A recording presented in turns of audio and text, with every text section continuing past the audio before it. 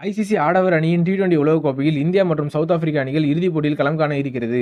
குறிப்பாக இந்திய அணி இதுவரை சிறந்த ஆட்டத்தை வெளிப்படுத்தி வருகிறது. ஆனால் இதில் குறிப்பாக கவனிக்க வேண்டியது என்னவென்றால், ஐசிசி தொடர்களில் நன்றாக செயல்படும் விராட் கோலிக்கு இந்த ஆண்டு விராட் கோலியின் ரசிகர்களுக்கு மட்டுமல்லாமல் அவருக்கும் மறக்கக்கூடிய ஒரு சீசனாக அமைந்துள்ளது.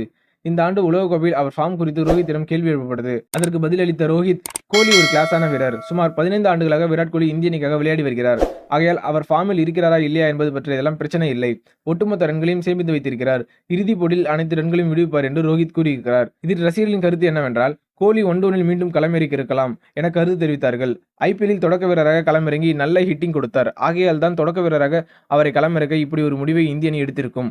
அது மட்டுமல்லாமல் நடந்து முடிந்த அரையிறுதிப் போட்டியிலும் கூட கோலி 9 ரன்களுக்கு அவுட் ஆகி சோகத்துடன் உட்கார்ந்திருந்தார். அந்நேரத்தில் பயிற்சியாளர் ராகுல் டிராவிட் சென்று கோலியை தட்டி கொடுத்தார். பின்னர் கோலி பற்றி ராகுல் டிராவிட் பேசியது என்னவென்றால், கோலி இந்திய அணிக்கு எடுத்துக்காட்டாக விளங்கி வருகிறார். முதல் பந்திலிருந்து அட்டாக்கிங் கிரிக்கெட் விளையாடி வருகிறார். கோலியின் மனநிலை எப்பொழுதும் எனக்கு பிடிக்கும். உலகக்கோப்பையின் இறுதிப் போட்டியில் அவரிடமிருந்து மகத்தான இன்னிங்ஸை எதிர்பார்க்கலாம் என்று அவர் கூறியிருக்கிறார்.